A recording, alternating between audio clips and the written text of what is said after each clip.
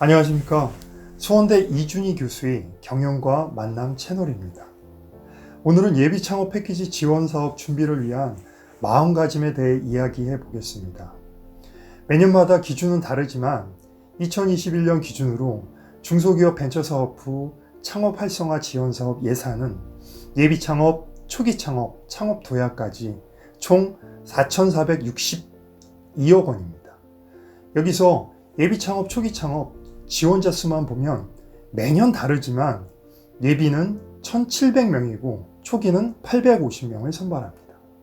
그래서 두 개의 그룹만 2,550명이 지원사업 혜택을 받게 됩니다.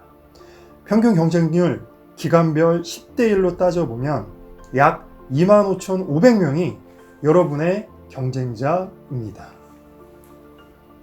여러분께 송구스럽지만 지원사업 도전을 고민하시는 분들에게는 1년 통함으로 온 정신을 집중해야 좋은 결과를 얻게 됩니다. 저는 여러분들이 정부 지원 사업을 출발함에 있어서 잠시 제동을 걸고 싶습니다. 예비 창업 패키지 지원 사업은 굉장히 매력이 있습니다. 하지만 실패에 대한 두려움도 예상해야 합니다. 조금 더 여러분이 준비하시는 목표에 확신의 힘을 키우기 위해 두 가지를 고민하시고 출발하셔야 합니다. 첫 번째는 아이디어만 있고 나만의 데이터가 없는 상황에서 1년 이내에 제품 또는 서비스를 무언가 만들고 곧바로 사업화할 것인가 입니다. 이러한 사업은 예비 창업 패키지, 청년 창업 사관학교, 초기 창업 패키지 등 B&D 시장으로 정의할 수 있습니다. 창업진흥원의 초기 창업 패키지 사업은 기업주로서는 또 다른 포트폴리오를 개발하는데 유용하게 활용할 수 있습니다. 그러나 공고를 보면 여러분도 잘 아시겠지만 1년 이내라고 하지만 예창패의 경우 사업기간은 8개월입니다. 사업 선정 후 8개월 동안 정말 제품 개발에 몰입해야 하므로 사업을 운영하는 주관기관의 지침에 따라 정신없이 움직여야 하기 때문에 유연한 생각을 가질 수가 없습니다. 검증기간 없이 아이디어만으로 시작한 예창패는 주어진 시간 안에 마칠 수는 있어도 이후 경쟁이 밀집된 레드오션 시장에서 강력한 펀치를 맞는 또 다른 문제를 만나게 됩니다.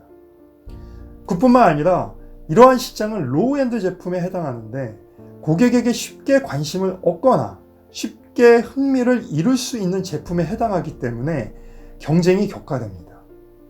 여러분도 이럴 때는 한 번쯤 고민하셔야 합니다. 두 번째는 더욱더 기업이 성장하기 위해 다른 말로 하면 스케일업이라고 하는데요. 장기적인 관점에서 계획을 설정하고 지속해서 우리에게 수익을 안겨줄 수 있는 제품을 개발할 것인가를 생각해 봐야 합니다.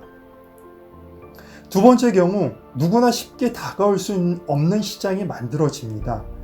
경쟁 심화를 피하고 싶다면 개발에 대한 더 많은 노력과 시간이 요구되며 일반적으로 알고 있는 하이엔드 시장에 걸맞는 기술을 융합한 이노베이션 과정을 통해 일정 수준 매출이 감소하지 않고 롱텀으로 영속성을 유지하는 조금 어려운 말로 제품 수명 유지기 프로덕트 라이프 사이클을 유지하는 상품이 탄생하기도 합니다.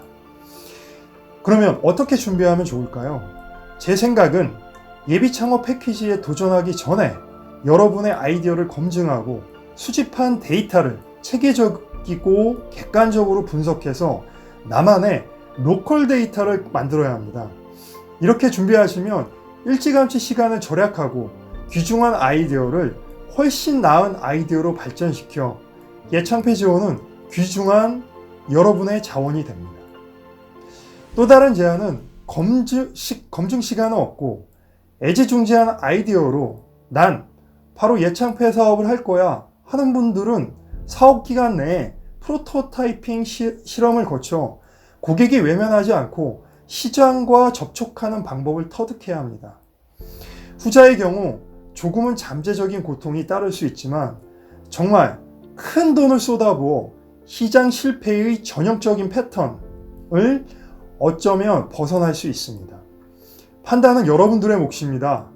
꼭 필요한 제품 개발을 정당화해 줄 만큼 에너지를 쏟아부으려면 충분히 검증하는 시간이 꼭 필요하다고 말씀드릴 수 있습니다. 시청해 주셔서 감사합니다.